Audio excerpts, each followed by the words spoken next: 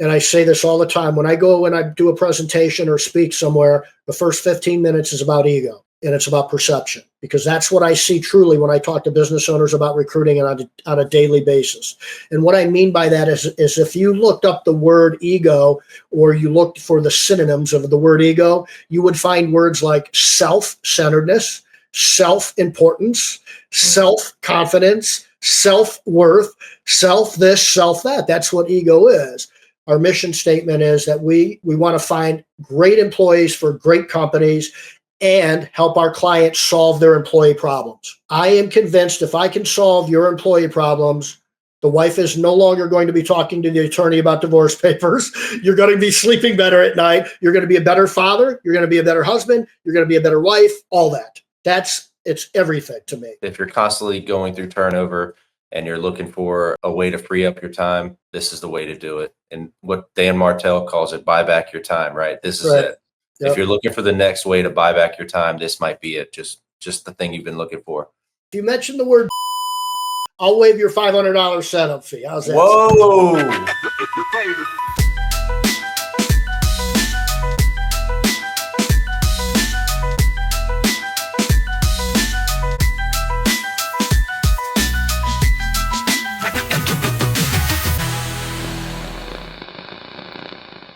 Man, I'm digging that intro. It gets better each time. Listen, Shawn Day, most of my audience already knows this guy. He comes from the corporate world. He's a fantastic leader, and he's transitioned into the entrepreneurship world. He is the co-founder of Hire, Lead, Chill.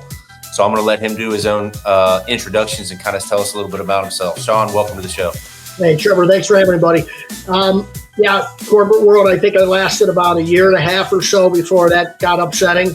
And I worked at Enterprise Rent-A-Car, actually, and did really well. And they moved me up pretty quickly. And then some head games started and all that nonsense. And I quit like a week later and started a mortgage company. Had that for about 10 years. Got rid of that. People that know me know that it wasn't because I was smart. Other people that don't know me, I tell them how smart I was. I got out just before one of the crashes in the mortgage business. It actually was very accidental and not intentional. And I was just fortunate. And then I started a cleaning company in the early 2000s, had that for about 18 years, had about 50 employees, sold it to a company in 2015. That's where I met Dan Plata, who's a business partner of mine. And we ended up as a group buying other cleaning companies. And we got to about 100 employees. And when we did that, we were going crazy. And I told the partners, I said, listen, we need to figure this recruiting thing out because it's become crazy. Shawn, great idea. Why don't you do that? And so it took me about a year and a half to put something together. And Trevor, at that time, this is 2015, so well pre-COVID, we had no vision on doing this for anybody else. We were at, I think, one of the window cleaning or pressure washing association things and having a beer with somebody. Hey, how you guys find it? And long story short, we started scratching our heads and we thought we were onto something, and we were. And so now we recruit for hundreds of home service industries around businesses around the country. So explain that to me. I mean, so you just take over the hiring and the pipeline completely? Yeah. So our elevator pitch is, I want to be your full-time recruiting department. That's really what we're trying to do. So unlike a staffing agency, a temp agency, or a direct hire type of headhunting company, something like that, or we were the first ones to come up with this business model in the home service space. And it's a lot like a marketing agency. So when I say we want to be your full-time recruiting department, we do. So we do a lot of things for you manually, but we also have the AI. We also have the technology, the workflows, the automations, all that stuff. But three things we really do really well and different than anybody else is, number one, if I'm going to be your full-time recruiting department, I'm going to research your labor market and I'm going to understand it as though I own a business in it. And I think that's really important because that sort of is the foundation of what I can do for you from there. Keywords. I always talk about keywords, and I'm not going to get long-winded on this, but right now, ChatGPT and AI cannot go knocking on Indeed's door and say, hey, can you just give me all your data? So AI right now cannot do that with, Google and Meta and job boards. It just isn't possible. So keywords still matter. That has to be done manually, and we do it. And so that's sort of where it starts. And there's a lot of automations. We've got a pre-screening thing that's proprietary to us that nobody else has because it's Shawn Day's and my teams, and we came up with it years ago. And it's lasted through pre-COVID. It's lasted through COVID. It's lasted through a lot of different things, and it works really, really well in about 33 different states that we recruited. Whoa. First of all, your sales pitch is expert level execution. Really well put together. I'm already ready to give you my credit card. Really well put together, but I do have a lot of questions.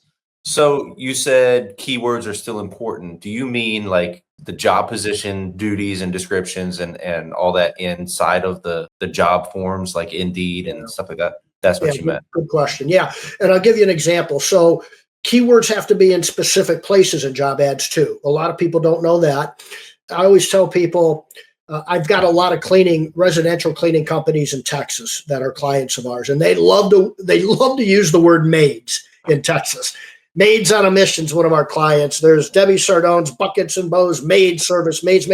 If I just did a shortcut and said, man, Debbie Sardone, she's got it down, I'm going to use maids in Northeast Ohio where I'm at, I'd lose about 40% of my application flow. We just don't use the word maids here. We use house cleaning, housekeeper, things like that. It's a lot like if you smacked me, Trevor, in the face with a sneaker, I wouldn't know what the heck you hit me with. I buy tennis shoes, all right? I don't know what a soda looks like in Cleveland. We buy pop here. Those things matter in the keyword different parts of the country. Big time. It's really important. So you're talking about Coke. Yeah. I don't know what soda pop is, but that's a Coke where I come from. It doesn't matter.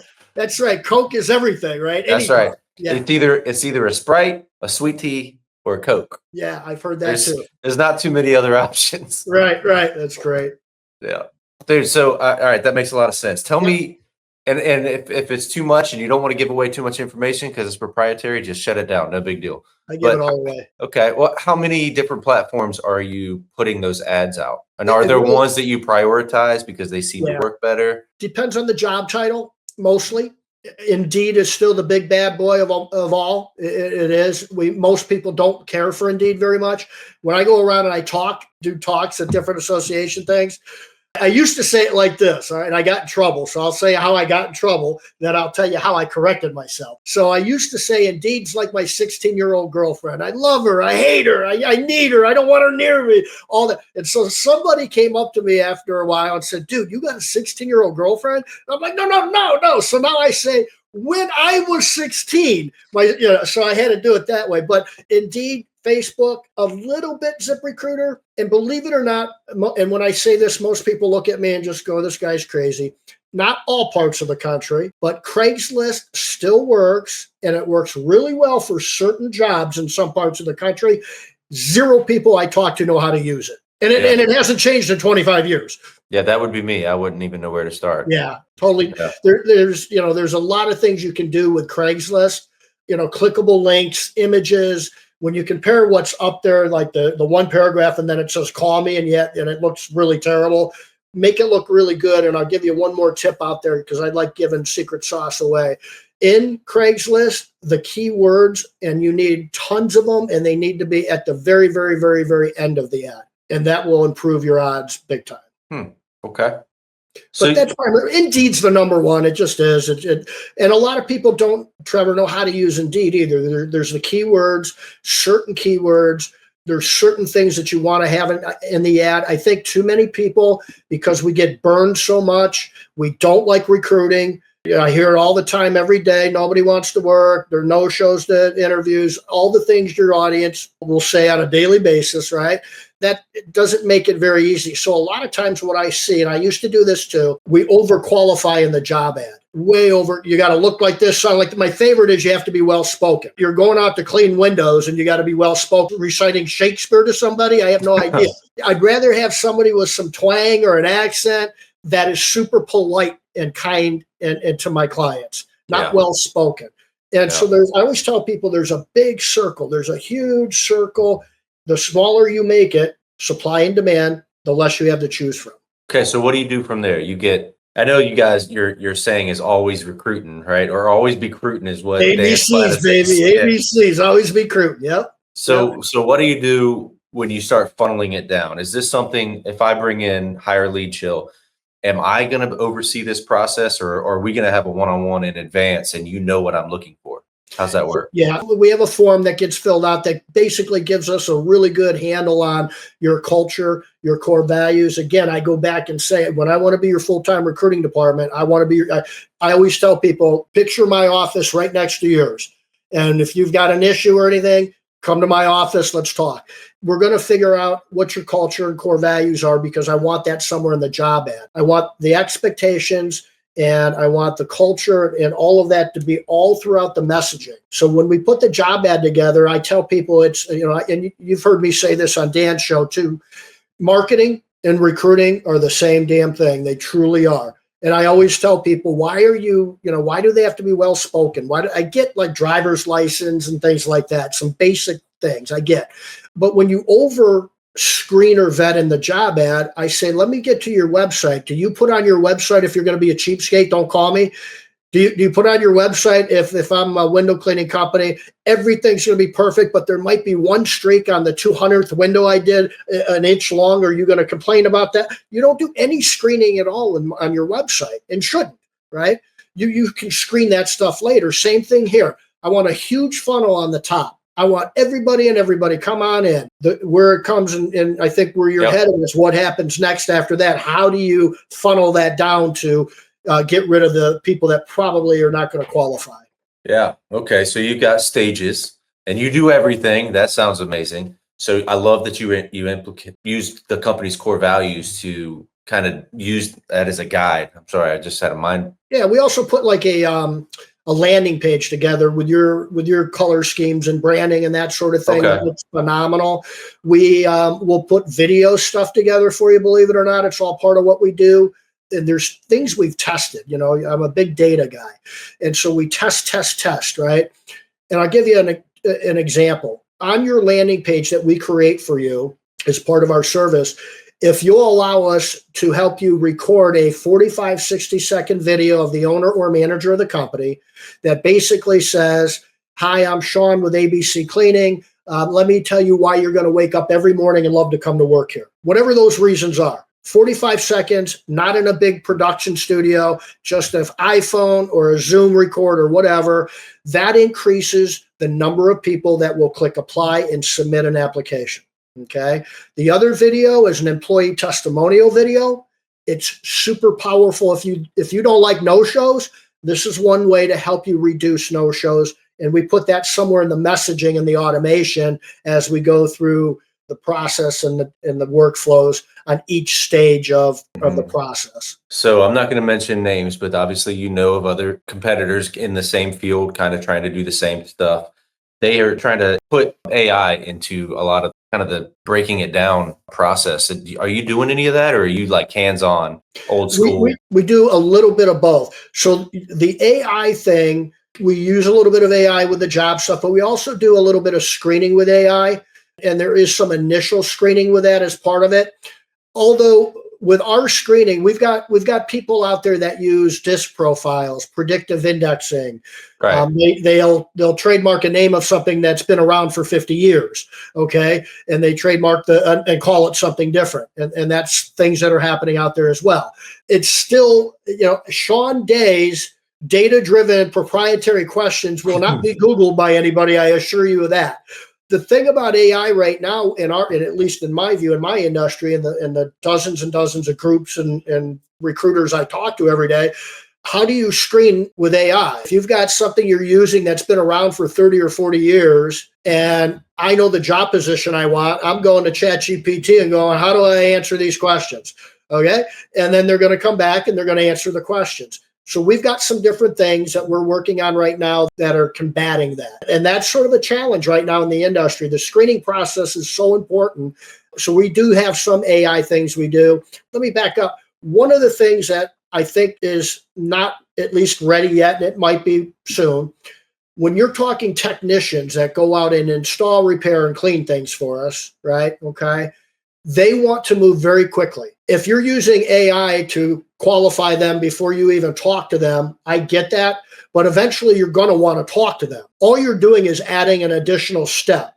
And I will tell you right now, the more steps you have, by the time I am an A employee and I am going to 15 different places because I'm going on Indeed and I'm going quick apply, quick apply, quick apply, quick apply, quick apply, and literally applying to 10 places in 5 seconds, literally. And some might be Amazon warehouse. Okay. Some might be GE aerospace factory. Okay.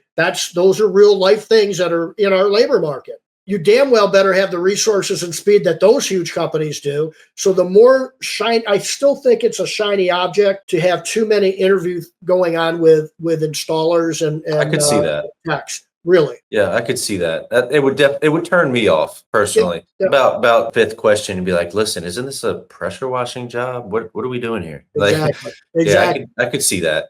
That's interesting. Is that kind of how people use Indeed? They just kind of mass apply like that? Is that Yeah, that's the other thing with technology. And we don't like it, but we've got to deal with the reality that we're in, right? And so, yeah, once you are a job seeker that uploads your resume and says, this is my experience, and you have an account with Indeed, all you have to do is quick apply, quick apply, quick apply.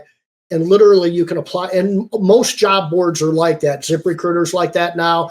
And I don't think it's good for the job seeker. I don't think it's good for the businesses, but it's just something we have to deal with. So speed is everything. And you kind of were touching on the edges. If it's not a technician, because we recruit operations managers and stuff like that, they expect a longer tail. They expect 2 or 3 interviews, so that's a little bit different. You can use AI, I think, big time for those maybe upper parts of the hierarchy in your company. Yeah, and if it's an admin level position and they use AI to answer your questions, then they're good for the job. For sure. Yeah, for sure. Yeah, that's interesting. So I think that's something that most business owners, maybe even more specifically in the home service industry, like we don't know much about how that works, how any of Indeed works. We're entrepreneurs. We spend our life building something from the ground up, not applying for jobs at places. So it's me for one, I've never applied for a job in my life. I wouldn't even know. Right. I have no idea how that works. And it's a little embarrassing to say that out loud because I hire people. I should know, but you're right though. I always hear the same complaints, no shows. I got 100 Indeed applications. Number one, how do I get through them all? Number two, the ones that I do finally get to suck. Most of them suck. And, it's a lot like sales, like I always say in marketing. If you have a 50% closing rate, that's probably pretty good. But, you're going to have that in no-shows sometimes with interviews. It's the same thing. It's just we don't like it as much. We don't like the recruiting as much. And we've been burned so many times with it. I think that we get this horrible mindset with it, and then that just destroys everything. It really does. Where do you think most business owners mess up? I think the number one thing that they mess up is their ego. To be honest with you, you would think it would be something more about a job ad or something like that. But I think 2 things. One is speed. It's imperative to make this move fast. The other thing is their ego. And I say this all the time. When I go and I do a presentation or speak somewhere, the first 15 minutes is about ego. And it's about perception, because that's what I see truly when I talk to business owners about recruiting on a daily basis. And what I mean by that is if you looked up the word ego, or you looked for the synonyms of the word ego, you would find words like self-centeredness, self-importance, self-confidence, self-worth, self-this, self-that. That's what ego is. That's a big problem. So when you're in an interview and you have that ego, what can you tell me that is going to make me feel that you're worthy of working for me? And that what can you do for me? That's exactly right. And it's a horrible way to find and keep really good people. Yeah. So at what point in the process do you step in and have a physical conversation with somebody or a prospect? When it comes to technicians, not until the interview. And if that interview is you do the interview?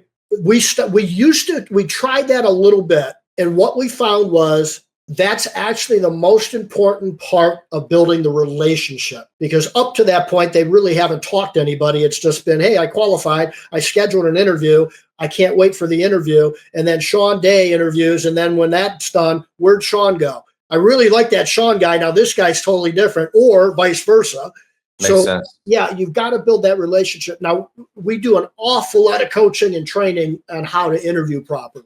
That's a whole different, beast. Yeah. So I guess there's an onboarding with the business owner. You go Yep. over the details, the core values, what you're looking for, the positions you hire or turn over more frequently, and then what the corporate level down the road positions you'd like to fill. Is that Yeah. kind of Yeah. So we've had a lot of clients for a number of years now, and a lot that started with maybe 2 or 3, cleaning technicians, for example. And today they've got 15 cleaning technicians. So we've got admin, ops manager for them, a salesperson for them in a typical span of a couple years, 2, 3 yeah. years. And so we help with all of that. We help. I train on leadership stuff. I train on culture. I am huge on core values. In about the last year, that's all I've talked about is core values, because I am sold that that's more important than culture. I don't think it's more important than leadership, but I think it's right up there with leadership. All right, give us the spiel. Give us the core value spiel. So core values to me, and let me step back and let me tell you how I kind of got to this. Our mission at Hire Lead Chill, our mission statement is that we want to find great employees for great companies and help our clients solve their employee problems. I am convinced if I can solve your employee problems, the wife is no longer going to be talking to the attorney about divorce papers. You're going to be sleeping better at night. You're going to be a better father. You're going to be a better husband. You're going to be a better wife, all that. It's everything to me. Mm-hmm. And so core values, in my view, is the instrument. I say it's either the Bible of your company or the Constitution of your company. And it is all through the eyes and lens and perceptions of your employees. So, for example, one of our core values at Hire Lead Chill is positive. You've got to be positive always. Okay. That's just a core value here. And I say it this way, not for me, the owner or the manager or not the boss man, not for the company, not even for our clients, for each other. You've got to know it is a moral obligation that you come here and you're positive. You have not got the right to ruin people's day. Okay. We spend way too much time together. You bet, right? You know what I'm talking about. Yeah. And so if you're loyalty, you would think is to me or the company or the client. No. That's one of mine too, and I know what you're going to say. Yep. To each other. Can I try it? Yeah. Oh, okay. I was going to say loyal to one's duties. Is the word loyalty is not what most people think it doesn't That's mean right. what most people think it means. It means loyal to one's job, one's duties. So if you Yep. have a job description, be loyal to it even when nobody's looking. That's You right. know that you should have done that thing. It's part of your job, but nobody was there, so you didn't do it. That's disloyalty. Yes, exactly. And if you remember that phrase I used, and I like to use that phrase throughout everything, and that is why you're going to wake up every morning and love to come to work here. And at the interview, you should say, hey, we are big on group interviews. So when you're talking workflows, and we've created the job ad, we've gotten all the applications, application flow, we've screened them for you. Only some are going to qualify, most aren't. They set up an interview. Now, when they set up an interview, they're going to get an automated email and text from us that says something like this. Joe, thank you. We can't wait to meet you Tuesday at 5 at the interview. We can't wait to get this going. Hopefully get you hired right away. Here's what to expect at the interview. 0 questions. It will be a 20-minute presentation by the owner of the company as to why you're going to wake up every morning and love to come to work here. Okay? That message, that brand, that matters. That is the place that we ask you to put an employee testimonial, because that's when they're getting ready for that interview. They've just scheduled the interview. We want them excited about it. And by the way, Fred, click here to find out why Joe loves working for us. Hi, I'm Joe. I've been with ABC now for 2 years. Let me tell you why. I love waking up every morning and love to come to work here, whatever that is. Mm-hmm. And when they hear that enough, and that messaging enough, and that is consistent, that's a game-changing thing. I mean, just the reduction in no-shows to interviews is a game changer with that. Yeah, you fully duped them at that point. You got it. Yeah. Then they show up for day one and they're like, wow, this job sucks. That's where we talk about leadership and culture and core values. Yeah, Shawn says, that part's not my problem. All right, so this is a show where I interview business owners. So I really want to, that's where there's going to be a conflict, because I really want to know the business side of Hire Lead Chill. How that, and you got to be careful because you don't want to, But tell us a little bit about the business side of it. Like, I love the model. How do you get paid? Do you would you change anything if you could start over again? Tell me about the journey. Have you enjoyed it? What's it been like? How's it like being a partner with Dan Plata? And Michael Greger's a partner. Yeah, but he's easy. He's easy. I can tell. He is. We've had a lot of different things going on with the company. So when we first started, we really were the first to put this business model together, and others followed years later. So we had no idea how to put it together necessarily. We didn't seek to do this. It organically happened when we put it together for our own company. Mm-hmm. And I remember Josh Latimer did a webinar, and we signed up like 50 people. And I'm going, we kind of don't know what we're doing here. Okay. And we didn't have all our processes and systems put together yet to the extent that I wanted them to be good, really, really good. We helped an awful lot of people. So you had 50 business owners coming to you to learn about hiring. Yeah. In an hour. And a month after that, because that went so well, the partner said, let's, you got any more? And I said, yeah, I know Debbie Sardone pretty good. Debbie got on there, and we had another 40-ish. So we had almost 100 clients in about 2.5 months. That was without having one client. Okay. So we went from 0 to almost 100, literally like 80 some clients in that short amount of time. That's a nightmare. It's a nightmare. I don't recommend it for everybody. We did really well for a lot of people, but it was a tough road, and we were up day and night figuring things out. Then we grew like crazy. We got some systems in place. We started growing like crazy, and we had a big problem with Indeed. Indeed all of a sudden changed everything and said, we don't like recruiters. You guys are recruiters, and recruiters now have to do these certain things. And if you don't, we had a couple of our clients get flagged and could not use Indeed. Imagine that. Oh, yeah. I remember Dan flew to go talk to one of our people that were sending us a lot of business, a coach. I was talking to people, and Indeed would not tell us what we were doing wrong. So Dan and I went on to LinkedIn. We found higher ups in Indeed. We went up the chain. We finally got that figured out, but that was a long 4 or 5 months back in like 2017. Then, we finally made it through that, did good again, and then COVID hit. So that got, all those sort of things happened, but we survived. We did well. We broke away from Blue Sky Services, and that was a challenge. And that's where me and Michael and Dan Plata got together and said we're going to do this the right way. And so we decided, and Dan, anybody that knows Plata and me, we don't have a bunch of trophies on our shelves that say Technology of the Year award to these two guys, right? I know how to do some AI and that type of thing, but Michael Gregory is just a whole nother level of technology, AI, and all that, and automations and so on. And we decided that we're going to do this the right way with tons of quality, tons of value, and do it to the extent that it's just going to blow people's minds. And we have. And we grew slower, but we grew, and we're growing, and we're continuing to grow. But then what happened was we've got copycats that came out of the woodwork who I've had drinks with and dinner with that are friends of mine and very respectable people and do really well for people. And they came out, and that's a compliment, but it takes market share. Okay. So we started to level off on our growth. Those are some things business-wise that took place. But those are things that happen. Those are good things that happen. And the bottom line is it just helps the industries that we're in immensely. That type of competitiveness, with recruiting went from, what do you mean outsource recruiting? I've never heard of that before. I don't even know. I've tried a staffing agency or a temp agency. They suck, which they kind of do. But this new business model we came up with, it made it normal to outsource recruiting in the home service space. That was never the case, 8 years ago. And now there's 2 or 3 others that are out there. And again, we're different because we're a full-time recruiting department. We do a lot of manual things. The others call themselves technology companies. SaaS. I don't want to be a technology company or a SaaS. I don't. We have all the whistles and bells and automations and things that work and need to work for you.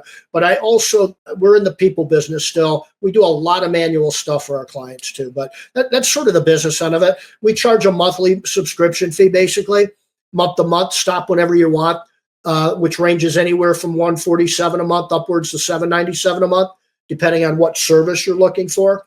So yeah, we do it. That's our pricing model. Say it again, one more time. Anywhere between $147 a month, which is pretty much we'll set up our system for you, and then it's all yours to manage. So you need to do your job ad. We're not your full-time recruiting department. You're basically subscribing to our customer service and the platform, and we set it all up for you. Now, if you want us to be your full-time recruiting department so that you never write a job ad again, you don't have to worry about going through resumes again. You don't even bother logging into Indeed again and managing your job ads. Got an account manager checking in with you every single week to make sure things are going well. And by the way, we're the first ones to come up with the strategy of building a bench. That's talked about with our competition now after we've been preaching it for about 5 years. And so it's a funny thing to see our competition. And again, I've had dinner with them all and all that type of thing, and they're friends and they're good people. But they are about 2 years behind typically on what we talk about. Group interviewing, the way we talk about it, has never been even thought about. It's revolutionary the way we do group interviewing and we teach on it. And that's another thing too, Trevor. If you're a client of mine, these aren't extra charges for leadership training, for interview training and coaching, for culture, core values. What's your mission? What's your mission statement? We help with all that type of thing if you're a client of mine. Because to your point, I do want it to be, our tail end of that mission statement for us was solve your employee problems. Right. I want to help you retain those employees because we look really good if you're able to do that. And we're the first to say, I don't want to just get you fully staffed. I want 5 people sitting on a waiting list ready to work for you that literally you've interviewed, would hire in an instant, and they've told you, I want to work for you one day. That's a game changer. Yeah. I mean, the power, listen, I know you've had these conversations, the power to be able to come in the morning and know, like, if these guys keep it up, I'm not going to put up with it anymore. Just being able to set the standard and then actually hold them accountable because Right. there are hungry people right behind them that would like to have their job. There's a lot of power in that because for the longest time they hold all the cards. What are you going to do? Man. Yeah. What are you going to do? You're Right. not going to fire me. That's So right. what? I'm 20 minutes late. What are you going to do? Yep. And Nightmare. I've been there. Thank God not anymore, but that's one of the most uncomfortable positions to be in as a business owner. It's just a nightmare. it's horrible. It's a Yeah. horrible position to be in. Like it's like the conversation dies between you and your team. You're no longer even leading. It's just more like tolerating. Right. And what you tolerate, you build on, right? That's the It's truth. so big. You're right. And it changes everything too, where, like I said earlier, you're sleeping better at night and all that stuff. If you have a couple hundred clients and you lose 2 or 3 of them, we don't like it. But I promise you, I'm still going to dinner Friday with my wife. I'm not losing sleep. I don't like it, but I know I can replace them pretty quickly. If I've got 8 technicians that are servicing that couple hundred clients, and I have 2 or 3 that told me they're quitting tomorrow, I'm losing a little bit of sleep, wondering how I'm going to trudge through that day tomorrow. That's a whole different ball of wax. That's where 90% of your stress comes from. It's not your clients, it's the employee side of the equation. I would say most entrepreneurs live on that teeter-totter, right on the edge, where at any point the floor could get pulled out from under them. They know it. The employees know it, which makes it even worse. That there needs to be a healthy balance and accountability, and without having the power to be like, it's the McDonald's philosophy, everybody's replaceable. Yep. It sounds much worse than it really is. You can't have respect and accountability. You can't even have a relationship if there's not a hierarchy. That's right. So it's something that I've always struggled with, and it's because of the generation I grew up in and the industry I chose and the timing and COVID, and I don't know. It's just been a really tough struggle. So I definitely think you guys have pivoted and picked up on something pretty sharp here. But I missed the number. Tell me the cost for that. So that's $397 to be a full-time recruiting department. And then the $797, and that's for technicians or installers or lead techs. Those are the sort of guys that are going out and taking care of things for us. If you need like an ops manager, general manager, salesperson, that's where the $797 it comes in. That's a little bit higher because that's a little bit tougher thing to find somebody that good. And that's sort of a role that we really better be good at because you don't want turnover. If you're paying $70,000 for a general manager or something like that, we need to make sure we get that right. Not that we don't with technicians, but there's less manual labor for us with the technician side of it. The technician side of it is $397, unlimited hires, unlimited applications. You're just paying us to be your full-time recruiting department. Where you will get more money coming out of your pocket and investing is if you need to hire 5 people this month, you're probably going to have a little bit more you're going to need to boost and sponsor to get enough application flow to execute on your hiring needs. If you're looking for one person, obviously you don't need to boost quite as much probably, so that lowers your costs there. Again, Indeed has a big motivation for you to spend as much money as possible boosting and sponsoring. I have zero. I look better if you spend less boosting and sponsoring. Gotcha. And you would manage that. We manage that completely. Yep. And the here's a question, and I'll be careful how I phrase it. The 797, what do you do when an owner comes to you and says, hey, hire John, he's amazing, I appreciate it, but I need to cancel that? How does that work? So you've got two options at the end, and it would be more so for the technician side, because we tend to hire much more technician. It's a higher turnover. When we grow, we don't need two ops managers necessarily, at least not very soon. Technicians, when we're growing in turnover, that's our main pain point. If we're a business owner, you'll have $397 a month. You call us and say, I'm all set, fully staffed. Thanks, Shawn. Two options. You can say, stop billing me. Everything shuts down, all of the automations, because we're still staying in touch with your bench. We're still sending people out that may be qualified, did really well on our screening, but never set up an interview for some reason. We're emailing them constantly. We're building relationships constantly with your labor market, with people that are in your labor market that qualified, that would be considered a hot lead, if you will. So we're still doing that, unless you say, I'm done, don't bill me, we'll come back when we need you. We hear that a lot with the Christmas light industry right now, right? We score, they're 4 months, that's it. They come back typically. Some will stay on. If you're going to be somebody that's got a 9-month or more season, our other option that about 85 to 90% of our clients do is we reduce the price down to $147, and it keeps all the automation open. It keeps everything going. It's the always be recruiting. You have access to me. If I have an opening on my calendar and you're a client of mine, book it. If it's urgent and you don't have an opening soon enough, I'll kick a demo off my calendar to get a client in there. I've done that plenty of times. I will meet you at 10 o'clock at night. I will meet you on Sunday if you're a client of mine. We will take care of you one way or another. That stuff continues. We've got 30 videos of leadership, core values, assessments to see how you're doing with your core values, all kinds of coaching things, coaching videos for $147 a month. And we're continuing to recruit for you and do all those things for you and continue to be your full-time recruiting department. Yeah. What about the ops manager? Because that, like you said, like you just same deal, you just back it down to like the 150 mark. So in sort of a real life scenario, what tends to happen is somebody's got a lot of technicians. They need an ops manager to help them manage the business because they want to continue to grow it and step away from some day-to-day stuff. So what tends to happen is we say this, okay, you still are hiring technicians. You need an ops manager. So the price is $797 for the ops manager. That also includes technicians. Okay, I gotcha. So what tends to happen in sort of the real life stuff, Trevor, is, hey, Shawn, we got our ops manager. Might have taken a month or two to get a good ops manager. High five, thanks. Okay, you still are going after, because you're growing like crazy, obviously, you need an ops manager.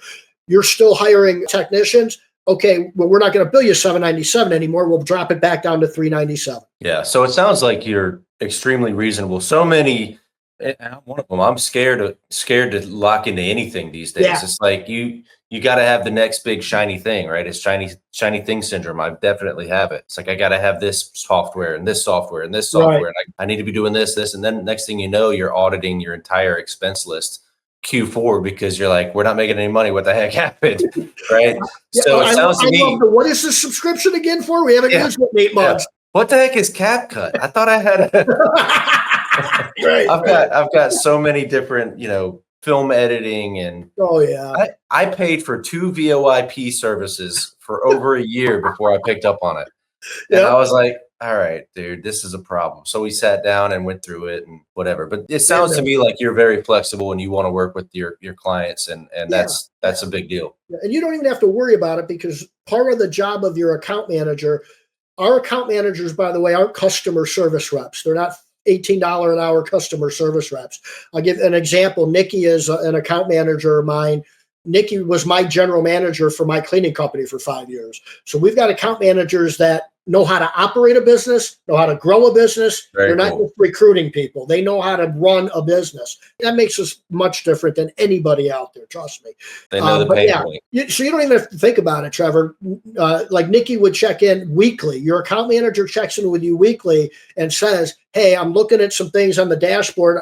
It looks like you had 3 or 4 interviews. How'd those go? Okay, well, let's talk. You can't decide. You need to hire one. You got 2. she'll talk you through that. Let's look at the resume together again. Maybe you need me to call their past employer just for that. That stuff is not done anywhere. We are the only ones that do that sort of manual. When I say we're not just a SaaS company, we're your full-time recruiting department, man. We are. I love that. And you know me, Shawn, I'm a believer. I serve a God that understands the human experience. It's the same concept, right? That's I right. think it's super important that you managed over 100 people at some point on your own staffing team, so you understand the pain points, the things that we're going through, and that's a big deal. And to have your staff also be involved in that and to bring them, it says a lot about you as a leader as well, that you brought your team on to the next thing, and that's pretty cool. Yeah, pretty cool. Thank you. They're phenomenal. I mean, they just are. I think any business owner can do this as part of leadership. We tend to think we're home service, kind of the blue collar guys and gals out there, but we are changing the world for our clients. We truly are. I tell my staff, and I usually do it when we're having a tough week or something happened or whatever, even if in their personal life, and I know that, I'll call a meeting and I'll say, I just wanted to remind you guys of something. This is our mission statement, right? To solve employee problems. We are making better fathers, better husbands and wives. We are making better marriages. We are making better fathers and mothers out there. We are changing the world in that regard. People are sleeping better at night because of what you guys do. That's the truth. It's the honest truth. I love that. And it's rudimentary, right, to say that, but it's honestly true in our industry as well, if you would think about it. For me personally, I need a clean space. Actually, the name of my company is Clean Image. And the first core value is clean. And there's so much more to that than your word clean. It's how you live. It's how you interact. If you look at my space, this is my personal office. It's immaculate, and I need things to be that way. It makes my life a better experience for me. If I didn't own a cleaning company, I promise you, I'd be hiring a pressure washing company twice a year to come to my house. Because you go to work, you bust your tail all day long, your family's doing all these things, and then you have this one moment every day where your family comes together, and your environment's either going to be an environment of peace or it's going to be an environment of chaos. And for me, that's why I say clean is a core value. Like this matters to me. So if we're coming home and my family's getting together on the back porch and we're just going to hang out for a little bit, that's such a small amount of time. And if I'm sitting there looking around at the cobwebs and the mold and the dirt and the cat hair and it's like, so we do provide a life-changing service if you look at it that way. I love that you say that. And there's a sense of pride with that too. Your home and your office, and when I hear the word clean, I also think of the word purity. There's a pureness to that, and that's sort of a spiritual or biblical thing, is that purity, right? There's four things of the honesty, unselfishness, and purity and love, right? Those are really important things if you're a spiritual guy. And clean certainly goes along with some of that. I mean, absolutely. If you're helping out people that can't get on ladders because they're too old, okay, that's a big deal. I mean, there's just so many things that go into it, man. Yeah, Christmas lights too, right? Like you've got grandkids coming into town, and the grandparents haven't seen them in 5 years, right? Or maybe they've never met them. That's right. That happens a lot. And I live in a retirement area, and they call us, and this happens every year. They call us and say, "Hey, we just want to get the lights done for our grandkids. Can you help us out?" And we have a minimum, right? But if you play that card with me, I'm a big softie. I am too. Yep. Grandma's getting whatever she wants, and that's just the way it is, and I don't care. Yeah, I'm the same way. How cool is that? And the kids, they enjoy it, but the grandparents, when they see the kids enjoying it, I mean, what a cool thing to be able to offer. It's everything. I mean, it really is. And those are the things that you're going to know, remember, and see for the rest of your life. Those are the things that, to this day, I've got older kids now, but the tradition would be we would go to this house down the road. The lady owned a putt-putt thing, but she also had her yard set up in this huge, beautiful Christmas display. This has been 20 years ago, and we would go every single year to it. Now they, teenagers, but nope, get in the car, we're going. And once we get there, they love it again, and it's okay and all that. And it brings back good, loving, warm, pure type of memories for the family. And those are important things. Yeah. We talk about leadership a little bit. I'm going to implement this into we call them team huddles. We do them almost every day, every morning. It would be so easy to say, "Hey, listen, I just want, tell me a good story. Tell me something that happened that you felt good about what you do. Awesome. I like that. We're going to implement that. That's great. That's great. I love it. I got a question for you because we talked about hiring an ops manager. What is and I guess it would have to be industry specific, but you can kind of go into that. But what is kind of the revenue amount where you see successful operation managers stepping in? Yeah, big time depends on what their role is. An ops manager for you can be different for somebody else. So it depends on that. The other thing is labor market is definitely a big thing. California compared to Mississippi, much different standard of living and so on and so forth. I would say that if you are below, in most areas, the low end of $60,000 plus some bonus stuff, that's probably, safe, or a little bit lower with a lot of opportunity for more bonus stuff. Maybe you're talking about salary. I'm talking about company revenue. What's the company revenue? I'm sorry. When you hit $500,000, you can start safely looking for an ops manager. Or when you hit 1 million, what are you seeing?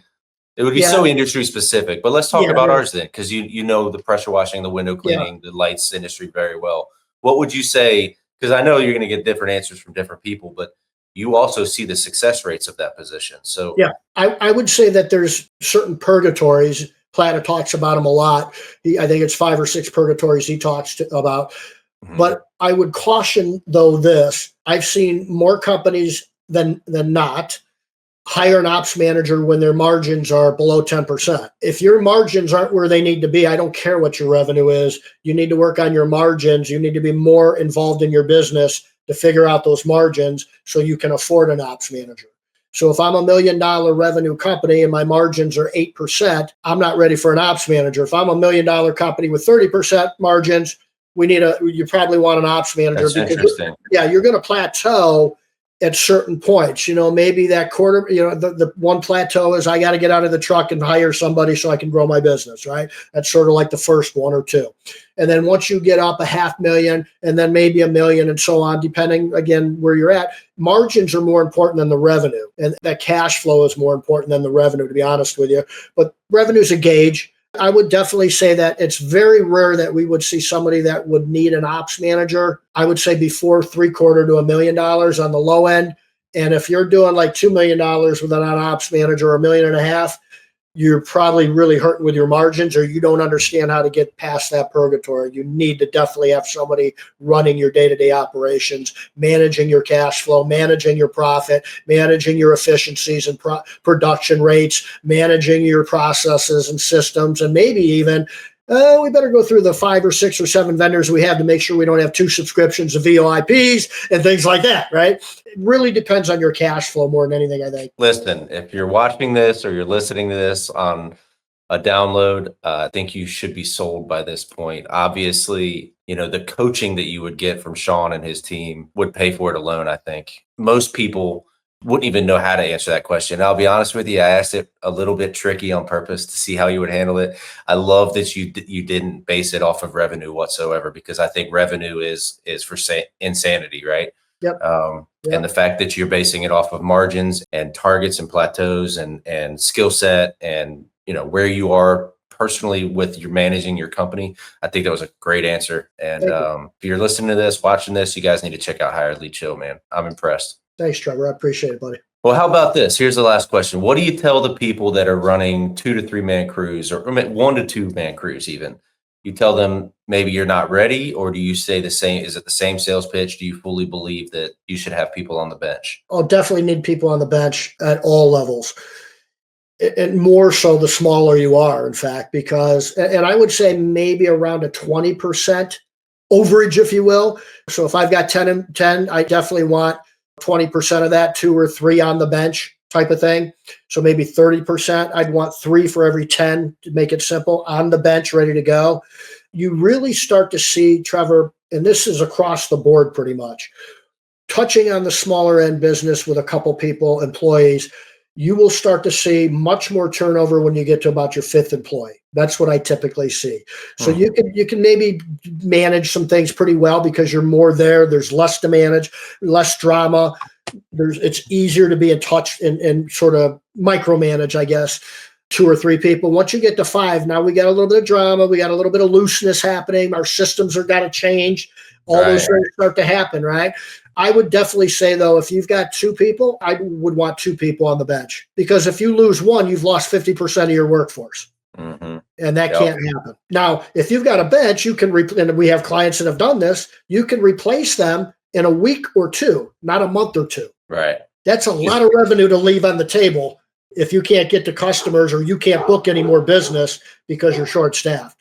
Yeah, and if you're like me, you really can't afford to go into the field. But that's unfortunately what we end up having to do. Yeah. If a lead tech quits, what do? You tell your clients you're just not going to service them this week or this month, potentially? No, you just do what you got to do. You pick the gun up and you go to work. But for me, I'm running more businesses than one. So it's like, It's not an option. I mean, it's a killer. So I'm constantly living in stress, because I don't have people on the bench. My guys are watching this, then they know that they've got me by the hair, right? So it's true though, and I've had it happen so many times where last minute something will happen, or I've had a guy get hurt. I had my main guy that was with me for years, and what's wild is he was just walking. Right. It was not like he fell off a roof or was on a ladder and got tripped up. He just was walking, broke a bone in his ankle, and somehow it triggered the ligaments to pop off. I mean, it was gnarly. I mean, I don't know how much I can go into it, because he's still dealing with lawsuits and all that stuff. But I mean, we're talking about surgeries and like pins and stuff and all that. Oh yeah. And he's been out since last November. Ouch. Yeah. And when I talk about the bench, we do a lot of coaching with how to build a bench too. And not just, here's, how you do it. Good luck. It's like, if you want to get on a call with me for an hour, that's what we'll talk about, is how do you do a group interview? How do you build a bench? We've got videos on it. I'll do it. It's a game changer when you're able to build a bench. It really is. And think of what happens to your sales and marketing. If you've got a salesperson, or that's you doing it, and you've got a bench, you want those people have told you they want to work for you. You've just told them, timing wise, we're always hiring. We just hired 1 or 2 people. Timing wise, it didn't work out, but man, Joe, you will work for me one day. If you get something else, high five, no hard feelings. But man, I think I can pump out some serious marketing and get you started in a couple weeks. That's a game changer when you have somebody that is literally saying, I will wait to work for you. Think about that 5 years ago. That was unheard of. It's unheard of for me right now. Yeah. How do we get a hold of you, Shawn? I'm all over Facebook, so you can find me there and message me there. Also, website, hireleadchill.com. On there, book a meeting. That'll be with me. I'm the only one that'll do demos and stuff, at least at this point. And that's the best way to get a hold of me. Yeah, the price point just makes sense. If you're constantly going through turnover and you're looking for a way to free up your time, this is the way to do it. And what Dan Martell calls it, buy back your time, right? This is it. Yep. If you're looking for the next way to buy back your time, this might be it. Just the thing you've been looking for. I got one last question. Let's do it. When your clients have turnover and they decide they're going to pull somebody off the bench and replace somebody, what's the typical outcome? Is it a positive outcome, or is it kind of a, you know what I mean? Yeah, it's a positive one, because we have it set up where the automations are constantly, I shouldn't say constantly, but like once a month, emailing them and sending them a text message. And when they hit stop, they'll come off the bench on our platform on the dashboard. And that's where Nikki is kind of managing that bench for you. And she might say, listen, you're down to 1 person on the bench. We might want to interview. Well, even if I don't need to hire. Plata and others that are clients of ours, obviously Dan's a client of ours. We get him as account managers. He has hired somebody 5 months after he's interviewed them. They've waited that long to work for him. Mm-hmm. Okay. It's all in that group interviewing. When you do a presentation, you're presenting to a group of people in an interview, telling them why they're going to wake up every morning and love to come to work for you. And by the way, here's a couple videos. By the way, here's our YouTube channel. Here's me on Facebook. I do a live too. These people, Plata's got people commenting on his live Facebook stuff. I mean, that's a serious relationship you're building. So do you find the general consensus is the owners say, I'm so glad I replaced that guy. This has been a great turnout. Yeah, definitely. And again, it's like a relief, it's a relief. It's almost like you've been hanging on to this guy for too long. He's weighing you down. And then when you finally let him go, or they finally quit, it's like, whew, And then the Right. new guy comes in, and if the new guy was already primed and ready to go, I can't imagine. That must be amazing. Yeah, it is. And it's, we've had people that I remember, Dean, he had somebody, yeah, I think he had like 6 technicians. Somebody quit and then somebody broke an ankle on the same day. And he had like 5 people working for him or 6. That's 33% of your workforce. He was able to replace them literally in 72 hours. That's incredible. That's like not missing a beat. So what's next? Hire, lead, chill, and train. Is that going to be your next step? I don't know, man. We're working on a lot of cool things. I'm right now trying to, we've got this in sort of a beta mode where we're putting the onboarding together right now. So all the paperwork, e-sign all your paperwork. So when you move somebody and you hire them, you can move them over into the hired column on our dashboard. Boom, there's your W-4, there's the policies, there's the handbook, here's a video, a welcome video. By the way, here's a reminder you forgot to sign this. Owner, here's a reminder that this guy just did this, and it works through the tax stuff, all that type of thing. Background checks. We're getting to a point where we're also looking for maybe some consultants and coaches out there that have good training stuff in different industries, where they're going to then be able to float right into the training on day one and have just that the expectations will be indisputable what the expectations are. And then all the training that we can hopefully put in there is just going to be sort of automated. And obviously you're going to be hands-on as well, but it just flows beautifully. Yeah. Awesome. Dude, this has been fun. Yeah, man, I love it. I'm glad we finally got together. I know you were out of the country, and then I had to reschedule, and yeah, I'm glad we hooked up, man. Always. Yeah, that was the first time in a while that I've had 2 weeks off in a row with no podcast. It was kind of nice. So yeah, I bet. When you rescheduled, I was like, that's totally fine. I know how you feel, man. I do. Believe me. It's weird because I Platta drugged me into doing all this stuff back. Oh yeah, me too. So it's like COVID. I think was my first podcast and Facebook Live, and Platta's like, dude, you got to do this Facebook Live thing. I'm killing it to these people, and we're getting good relationship. I go, I'm not with you, Facebook. What? I'm not doing any of that. And so like I enjoy it now, and I've got my podcast and all that. But at times I'll be like, man, I got to do this again. But never, not once. Once I've done it, I didn't enjoy doing it. No, of course. Of course. And you always walk away with something. Always. Even if you're the person being interviewed, you walk away with something. Yep. So this was fun, man. I appreciate it. Shawn Day, Hire, Lead, Chill. Y'all go check him out. Show some love. If you call within the next 2 weeks, it's free for the first 4 months. I'll do something special for you. If anybody watches this and you use the word, let's see. Make it funny. No, it's got to be better than that. What do you want? What do you want? Let's go with bullfrog. Bullfrog. If you mention the word bullfrog, I'll waive your $500 setup fee. How's that? Whoa! Check it out, y'all. You've got a schedule. I'll give you to the end of October. And don't say Trevor Steele never brought you something of value. There it was. Thank you, brother. Appreciate you. Take good care, everybody. Thanks. Yep.